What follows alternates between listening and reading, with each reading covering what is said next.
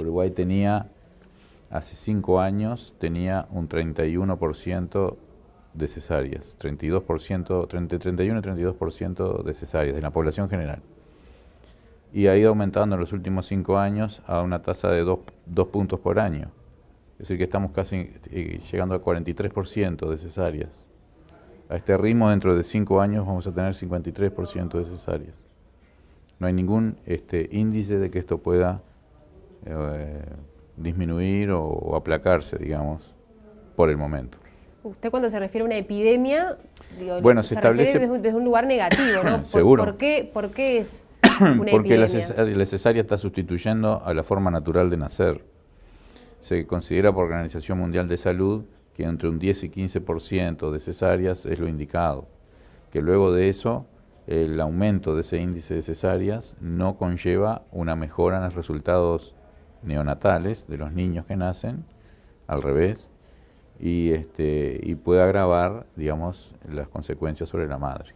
O sea, una cesárea es una operación, si bien ha aumentado mucho la seguridad de la anestesia y todo lo demás, cuando se llega a los niveles de cesárea que estamos en este momento, empiezan a aumentar las complicaciones de la cesárea y las posibilidades de morir a causa de una cesárea.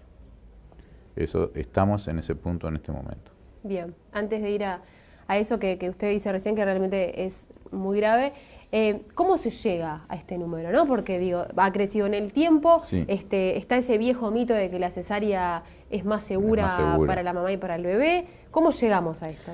Hay múltiples causas, algunas de orden general y otras de orden de lo que atañe a la práctica médica. Es decir, primero que es un fenómeno mundial. Aún los países que tienen muy baja tasa de cesárea, como son los países nórdicos, que son los que tienen tasas más bajas de cesárea, con mejores resultados neonatales, son los países a mirar, aún esos países con tasas tan bajas de cesáreas aumentan con el curso del tiempo. Es decir que no estamos alejados, es una tendencia mundial, aunque en Latinoamérica, pues yo he revisado las cifras de Latinoamérica, en Latinoamérica es realmente muy fuerte esa tendencia al aumento. Hasta el año 2009, hasta el año 2008,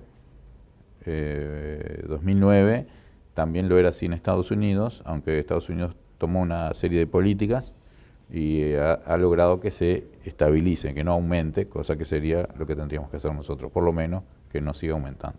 Bien, ¿y cuáles son otros de los factores que se han dado? Bueno, los factores, dicho esto, los factores están en discusión, ¿no? Hay varios ítems en discusión. Uno importante es la percepción popular de que la cesárea es más segura que el parto, una falsa percepción, la ausencia de dolor, entre comillas, digo entre comillas porque la cesárea no duele en el momento, pero los 3 días siguientes duele, mucho más que un parto.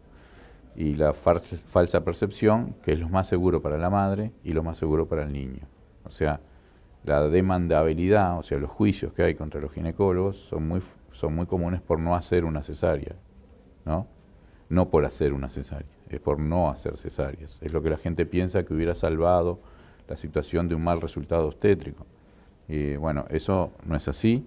Las cesáreas innecesarias traen malos resultados obstétricos, no salvan vidas, complican y a veces provocan daños. Lo que pasa es que la percepción popular es que la cesárea es más segura, tanto para la madre como para el niño, y es muy común que los ginecólogos estén sometidos a presiones, entre comillas, solicitando cesáreas. Ahí quería ir. ¿Quién tiene la última palabra a la hora de decir qué se hace? Porque últimamente, lo digo como mamá que tengo en mi alrededor, ¿no? Distintas situaciones, veo como que la mamá, la mujer, que muchas veces elige que quiere una cesárea o sí, lo que pasa es que esa decisión generalmente se tiende a respetar la autonomía, o sea, el poder de decisión de una paciente, siempre y cuando ésta sea libre e informada. Lo que yo observo que esta decisión es libre, generalmente, pero es mal informada. Es decir, porque la madre debería firmar un consentimiento. Si no hay una indicación médica para la cesárea, simplemente la persona lo solicita. No hay una indicación médica establecida. ¿Y eso hoy en día se puede hacer? ¿La persona puede pedir, firmar un Muchas papel? personas solicitan cesáreas y firman o deciden, y a pesar de lo que uno le dice, optan por una cesárea, y la mayoría de los médicos respetan esa decisión. Pero esa decisión la mayoría de las veces no está adecuadamente informada, porque la paciente debe saber que las posibilidades de morir por una cesárea son mucho mayores que por un parto. Y las posibilidades de que tenga una infección grave son mayores con una cesárea que en un parto. Las consecuencias a largo plazo en un embarazo subsiguiente son peores con una cesárea que con un parto. ¿Por qué son peores? Porque la cesárea deja una cicatriz uterina, deja una cicatriz en el útero, luego hay problemas para la inserción de la placenta y las posibilidades de una hemorragia en un embarazo subsiguiente después de una cesárea, las posibilidades de una hemorragia y de la muerte por la hemorragia son mucho mayores cuando es una cesárea que un parto. Tal es así que en los países desarrollados, en Europa, la tasa de mortalidad materna, como ya ahí la gente no muere por hemorragias, digamos, de parto, no muere por infecciones, no muere por aborto, entonces las tasas de mortalidad materna están aumentando acompañando el índice de cesáreas y son por las complicaciones ulteriores de la cesárea. Es decir que una persona debería estar adecuadamente informada antes de decidir, porque una cosa es decidir en forma no informada y otra cosa es decidir en forma bien informada, y ahí sí, si la decisión es consciente, bueno, se toma de otra forma. ¿La última palabra no tendría que ser del especialista? No, no, porque el respeto ético a la autonomía prima sobre los demás principios éticos. Es decir que si la paciente está bien informada, tiene capacidad de decidir, de consentir, de firmar un consentimiento, se debería respetar. Bien, y doctor, ¿cuándo? Pero sí. Cuando uno informa bien, lo que contribuye a la tasa de cesáreas, la decisión de los pacientes es ínfima, no es el principal factor.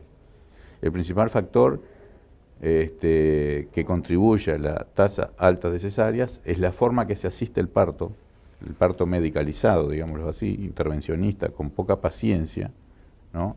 Y lo otro que contribuye muy fuertemente a la tasa de cesáreas son haber tenido una cesárea en el pasado.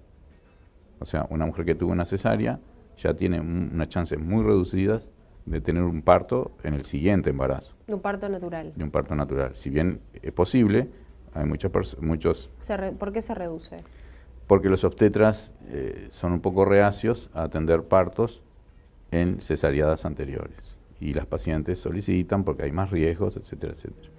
Estados Unidos ha logrado estabilizar la tasa de cesáreas en 32% de los últimos 5 años en base a hacer un protocolo que promueva, cuando las condiciones están bien dadas o dadas en forma correcta, poder lograr que las pacientes que tuvieron una cesárea anterior tengan un parto. Entonces, con eso, el 70% de las mujeres que tuvieron una cesárea antes pueden tener un parto y con eso se logra estabilizar.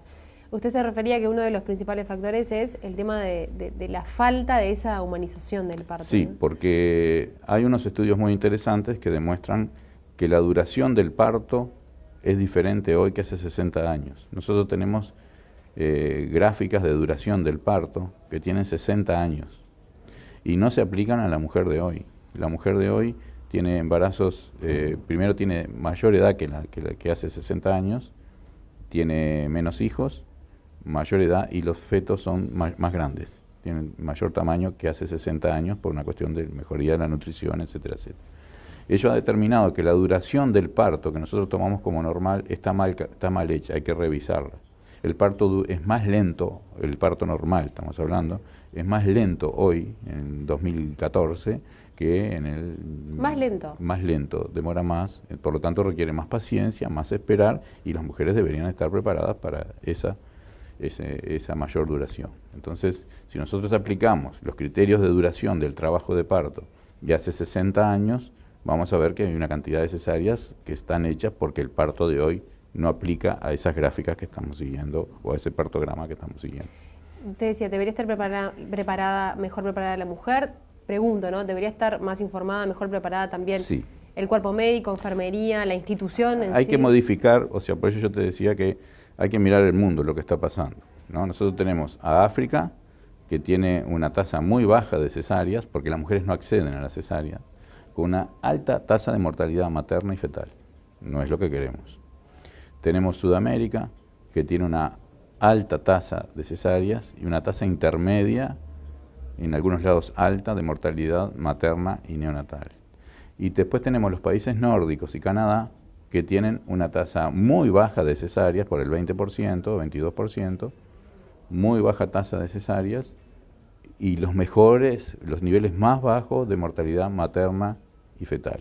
¿Qué hacen entonces ellos para tener una tasa tan baja de cesáreas y una tasa tan excelente de mortalidad neonatal y de mortalidad materna? Bueno, ellos atienden el parto diferente que lo hacemos nosotros. En realidad ellos atienden el parto con una altísima participación de las parteras en los partos normales.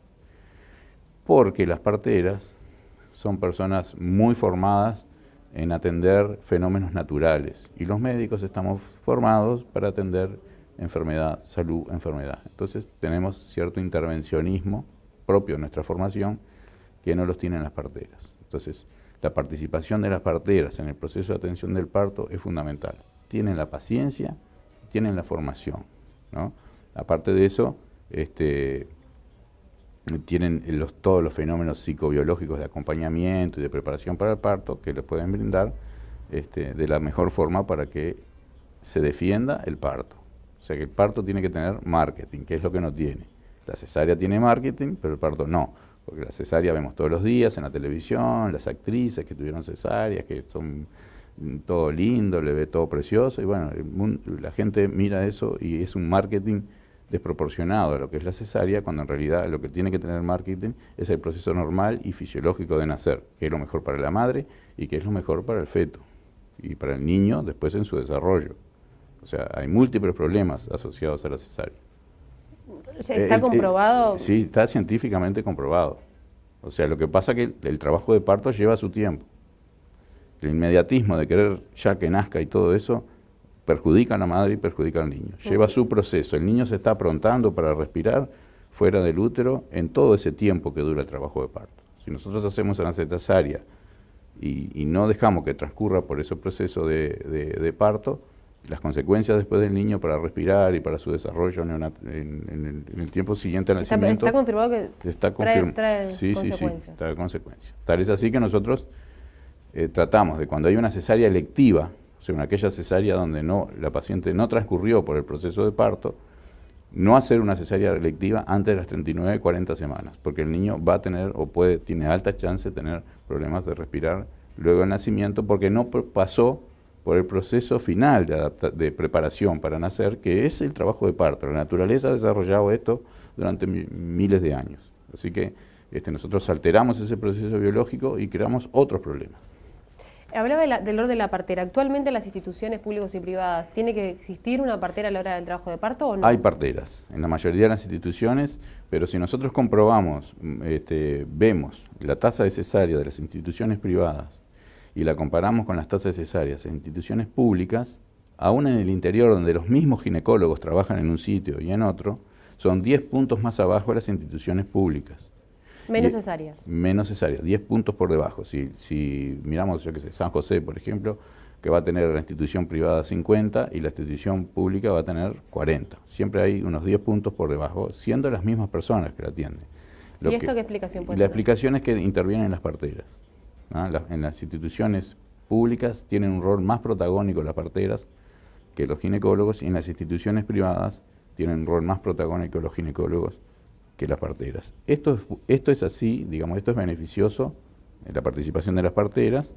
Estamos hablando de partos de bajo riesgo. Ya cuando hay una enfermedad, obviamente lo mejor es que o algún proceso de complicación, un proceso patológico, una enfermedad, ya ahí eso es un embarazo de alto riesgo y ahí sí tiene que intervenir el ginecólogo necesariamente. Claro, no estamos hablando de esos casos donde sí está establecido que tiene que haber una cesárea sí o sí. Sí, o es un embarazo con enfermedad, ¿no? Que no es son la minoría, pero si tenemos una mujer que tiene una enfermedad, obviamente las tasas de cesárea en una mujer con ciertas enfermedades es mucho mayor que en el parto de bajo riesgo.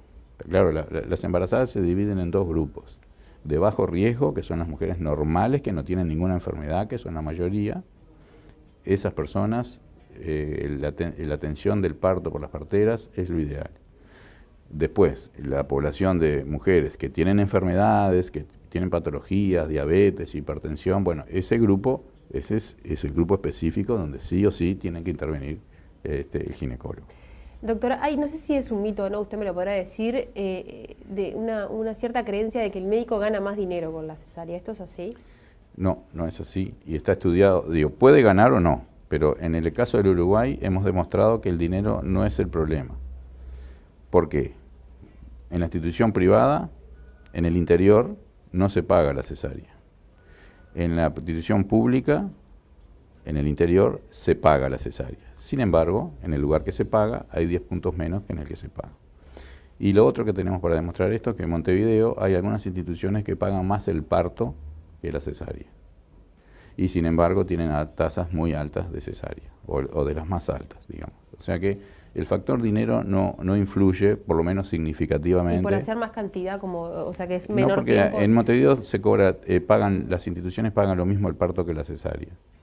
Y algunas pagan más el parto que la cesárea. Y sin embargo, las tasas son altas. Lo que sí tiene que ver es el tema de disponibilidad de tiempo, de paciencia y dedicación a una paciente que puede estar 20 horas en trabajo de parto.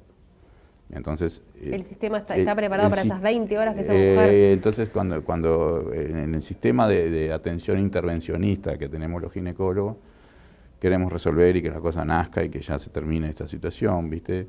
Y bueno, eso lleva a la intervención. Entonces, lo que está en discusión es cómo hay que atender el parto y quiénes lo deben atender, ¿no? Si con una estrategia, como decimos en los países nórdicos, humanizada, parto vertical, la paciente caminando, con poca máquina, con poco cable, con pocos tubos y con poca cosa que hacer más que esperar que ocurra un fenómeno natural. Eso es una estrategia de parto. La otra estrategia del parto es conectar cables por todos lados, sueros, cosas, miles de intervenciones y bueno, eso... ¿Qué pasa con la oxitocina famosa, no? La oxitocina es un gran productor de cesáreas, porque estamos poniendo... cuando nosotros pensamos que está durando demasiado el parto, ponemos oxitocina. Esa oxitocina provoca contracciones que no son idénticas a la del parto, son artificiales, son más intensas que lo normal y a veces provocan repercusiones fetales y muchas de las cesáreas se terminan como consecuencia de la oxitocina. O sea, necesitamos el factor tiempo. Para tener el factor tiempo necesitamos la preparación para el parto y necesitamos el acompañamiento durante el parto y la buena relación y comunicación de que un parto normal va a transcurrir por su tiempo y hay que esperar, hay que tener paciencia. Doctor, en Rocha se está haciendo la experiencia, ¿no?, del parto humanizado. Sí, el mejor lugar que se está haciendo esto, que nosotros lo ponemos como ejemplo, ¿sí?, es el Hospital de Jung, ¿no? El Hospital de Jung es una maternidad pública y privada que trabajan en conjunto. Los partos son verticales, se hacen en silla, los atienden el 95% las parteras y tienen un 5%, un 22% de cesáreas, que es la tasa más baja del Uruguay, con los muy buenos resultados neonatales y con tasas muy bajas. ¿Cómo se logra esto? Se logra con eso que yo te decía. ¿Y por qué se hace puntualmente en este lugar? Y bueno, estamos tratando de que esa experiencia, ahora la estamos llevando a Paysandú. Se está preparando el personal de Paysandú para hacer esta estrategia de parto, digamos, humanizado entre comillas. No me gusta el término humanizado porque el otro tampoco es inhumano. Es un parto no medicalizado, con poca intervención, ¿no? Con poco intervencionismo, con poca participación de más naturalista, vamos a decir. Con mucha participación de las parteras y la familia y el acompañamiento y todo eso, ¿no? Eso da ese porcentaje ellos tienen la misma tasa de cesárea que Dinamarca, con los mismos resultados neonatales. O sea, tenemos en Uruguay un ejemplo para seguir. El asunto es promoverlo. Entonces ahora, desde Facultad de Medicina, el primer paso que estamos dando es tratar de llevarlo al Hospital de Paysandú, porque están cerca y hay gente que trabaja en un sitio y en el otro, tratar de que esa estrategia de atención de parto tan exitosa de Jung se lleve al Hospital de Paysandú. Eso va a ocurrir en este año, ya se está preparando los talleres y todo lo demás. También tenemos algunos docentes que están en Brasil en este momento, porque algunos hospitales de Brasil están desarrollando esta estrategia. O sea, toda una estrategia médica para lograr de que el parto sea como fue durante miles de años, en definitiva. Para que vuelva a ser, que vuelva a ser lo que fue. Como fueron con nuestras abuelas. Está, como fueron nuestros abuelos. Pero imagínate tú que todo lo que es la evidencia científica ha tenido que demostrar que las cosas que nosotros, muchas de las cosas que nosotros creamos para la atención del parto estaban mal.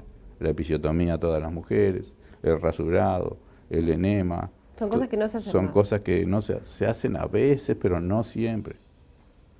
¿No? Aquello que se retiraba el niño y se llevaba a la nursería, ahora estamos con el pecho directo de inmediato, el apego, todo eso. O sea, la ciencia ha demostrado, o sea, hubo que hacer trabajo científico para demostrar de lo que nosotros agregamos a la atención del parto estaba mal. Dentro de ellas la posición horizontal, ¿no? La mejor posición para el parto es la vertical, porque el niño se tiene que ubicar en la dirección de la gravedad. Y cuando nosotros ponemos a una mujer horizontal, estamos cambiando el ángulo de entrada a la pelvis y el descenso del niño.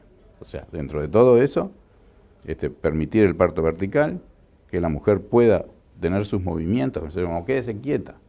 No, los movimientos que la mujer instintivamente hace ayudan al descenso y la acomodación.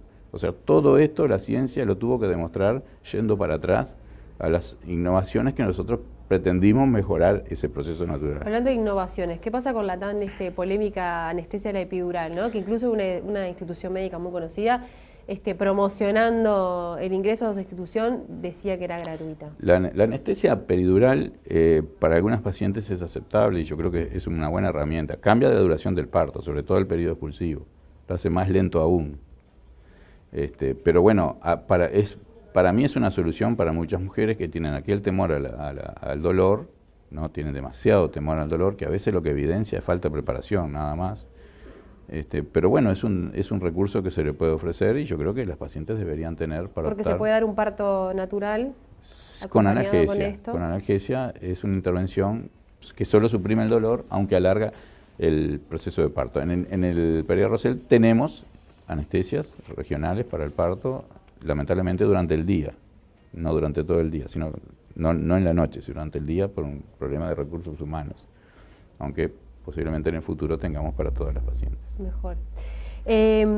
Bueno, seguimos en tema, ¿no? En cuanto a la interrupción del embarazo, luego de lo que es la nueva legislación, ¿qué balance se hace? La interrupción voluntaria. Sí. Bueno, yo tengo ahí los números también en la misma, digamos, en el mismo tenor que lo del parto, o sea, comparándonos con los países nórdicos, no con los países africanos o que están peores. Comparándonos con lo mejor. Comparándonos con los que consideramos mejor.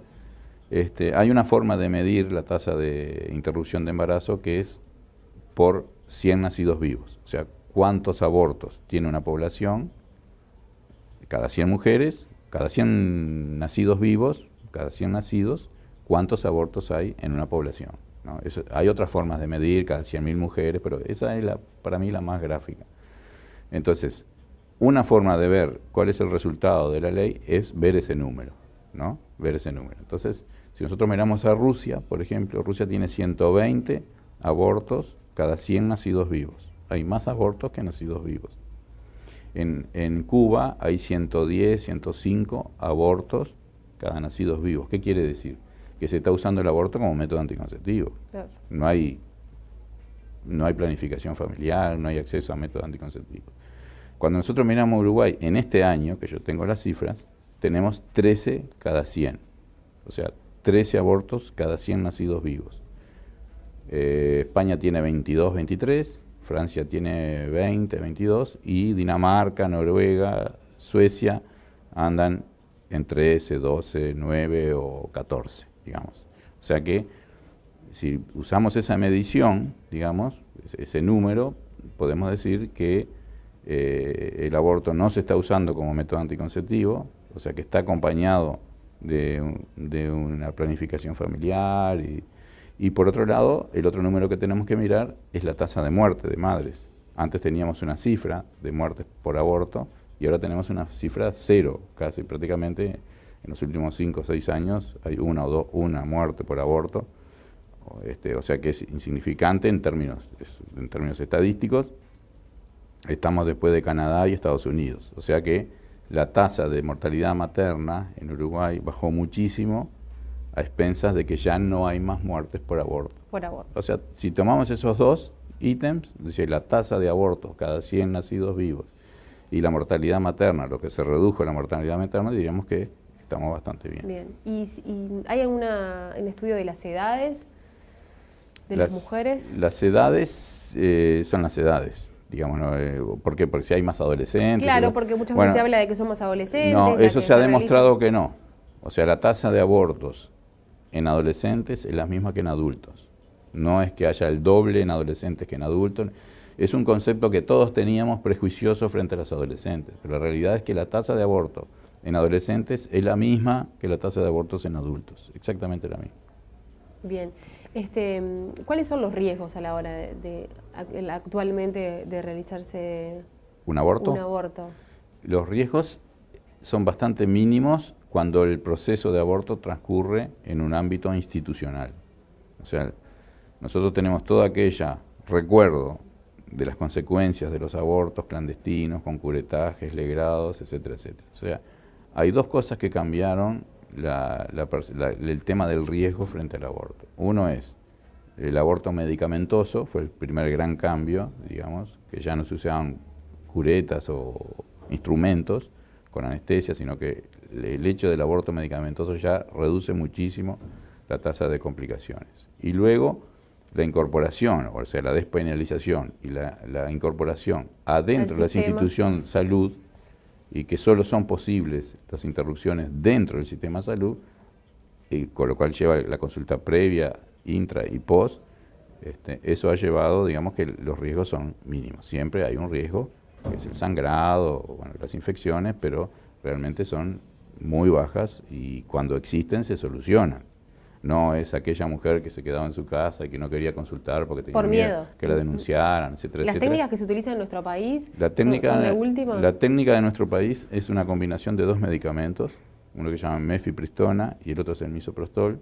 La combinación de esos dos medicamentos hace que la tasa de aborto medicamentoso y domiciliario, como se hace en Uruguay, sea arriba del 98% de efectividad y sin complicaciones.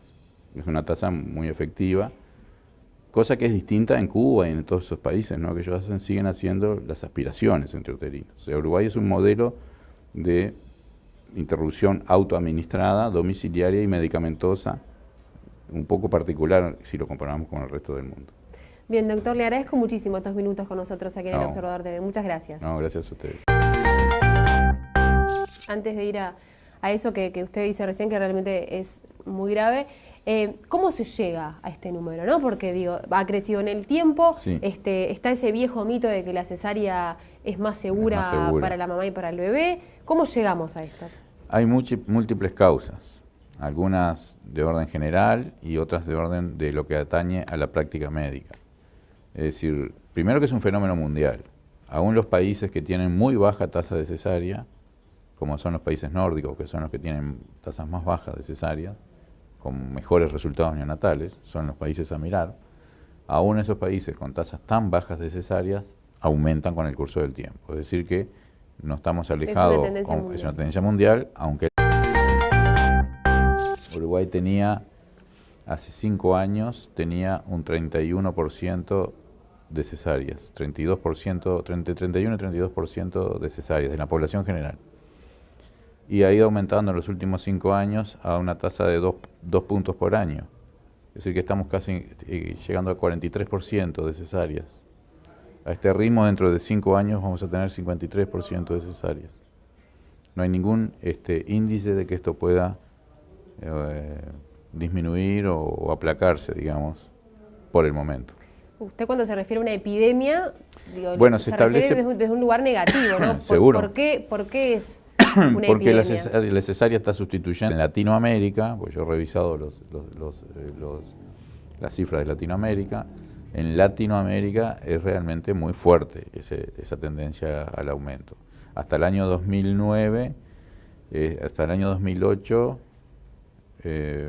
2009, también lo era así en Estados Unidos, aunque Estados Unidos tomó una serie de políticas y ha logrado que se estabilice, que no aumente, cosa que sería lo que tendríamos que hacer nosotros, por lo menos que no siga aumentando. Bien, ¿y cuáles son otros de los factores que se han dado? Bueno, los factores, dicho esto, los factores están en discusión, ¿no? Hay varios ítems en discusión. Uno importante es la percepción popular de que la cesárea es más segura que el parto, una falsa percepción, la ausencia de dolor, entre comillas, digo entre comillas porque la cesárea no duele en el momento, pero los 3 días siguientes duele, mucho más que un parto. Y la falsa percepción, que es lo más seguro para la madre y lo más seguro para el niño. O sea, la demandabilidad, o sea, los juicios que hay contra los ginecólogos son muy comunes por no hacer una cesárea, ¿no? No por hacer una cesárea, es por no hacer cesáreas. Es lo que la gente piensa que hubiera salvado la situación de un mal resultado obstétrico. Y bueno, eso no es así. Las cesáreas innecesarias traen malos resultados obstétricos, no salvan vidas. No a la forma natural de nacer. Se considera por la Organización Mundial de Salud que entre un 10 y 15% de cesáreas es lo indicado. Que luego de eso, el aumento de ese índice de cesáreas no conlleva una mejora en los resultados neonatales de los niños que nacen, al revés, y puede agravar, digamos, las consecuencias sobre la madre. O sea, una cesárea es una operación, si bien ha aumentado mucho la seguridad de la anestesia y todo lo demás, cuando se llega a los niveles de cesárea que estamos en este momento, empiezan a aumentar las complicaciones de la cesárea y las posibilidades de morir a causa de una cesárea. Estamos en ese punto en este momento. Bien.